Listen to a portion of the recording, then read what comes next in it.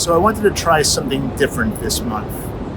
I know usually I stand in front of a green screen and talk about what's happening in the market, but today I really wanted to come to you from the streets of New York. And much like the streets of New York, the office leasing market has been extremely quiet. Yes, over the last few days we've seen a few larger deals signed. We saw Raymond James sign for a little over 100,000 square feet at 320 Park Avenue. We have seen AIG re-up in New York for 800,000 square feet between 28 Liberty Street and also at 1271 6th Avenue. But outside of a few large deals, the majority of the largest deals have actually been renewals. So thematically, it's really about renewals and about subleases occurring in the market. First, I want to talk to you about pricing, and then I'd like to talk to you about activity.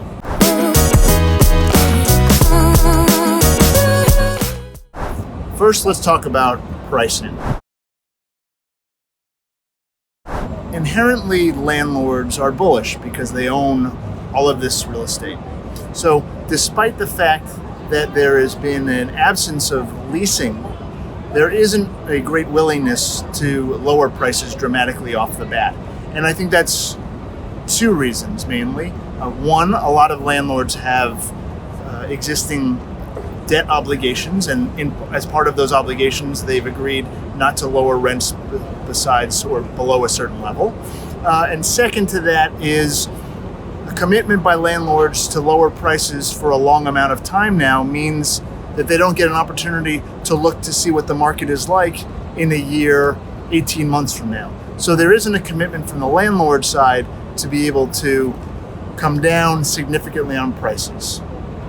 Two, we are also seeing a large amount of space come online in the sublease market. As you know, one of my theses have been over the last 2 months that as time went on and as companies made their real estate decisions, you'd see more and more space come to the market. And in fact, that is what we have seen.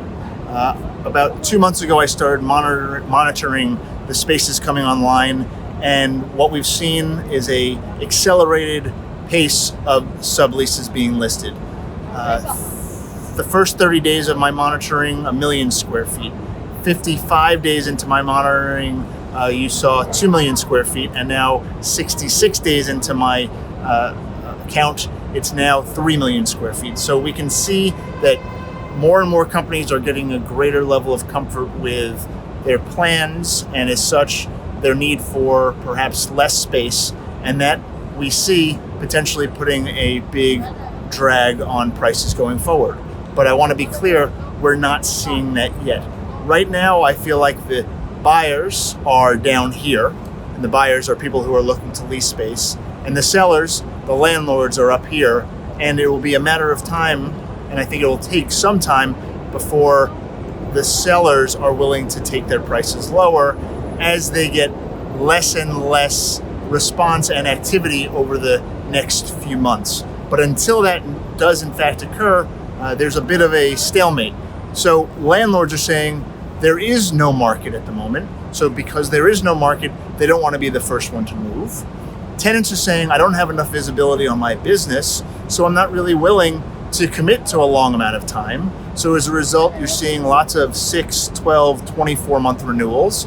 That's enabling tenants to, kick the can down the road a little bit, buy themselves some time in their space, and I think also buying themselves some time to get a look potentially at a market that will be lower. Now, my concern with that right now is that it seems to be becoming a consensus view that prices are 20 to 25% lower in the next 18 to 24 months.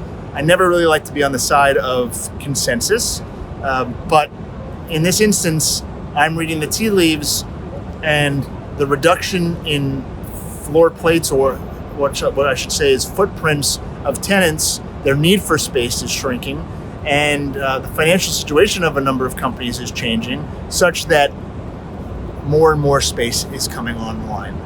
As far as landlords and what deals are being done, go back to deals that were on the table in February and early March that were then put on hold. Deals are being signed at 10 to 15% discounts to what those deals were, but they're not necessarily all being reflected in a lower base rent. They're also being reflected in concessions. And by that I mean in more free rent and also in larger work letters or tenant improvement dollars that landlords are willing to give for tenants to build out their space. So the net effective or the overall amount of rent dollars is lower, but not necessarily on the face level. So I hope that was helpful as I shared with you a little bit more about what's going on the day-to-day. Transactions are being done. Landlords are keen to do deals. I think the greatest opportunity for tenants right now is in the sublease market. And as many of you who have watched me on LinkedIn have seen, every day I post the new space that comes onto market in aggregate. And I only think that as more and more space comes online, there will be a greater willingness by sublessors, those trying to get rid of their space, to lower their prices, to move effectively this obligation, this expense off of their balance sheets. That's it for me, Greg Cohen from Cressa. I hope you found this useful. If you have any questions or comments, don't forget to leave them below. We'll see you next month.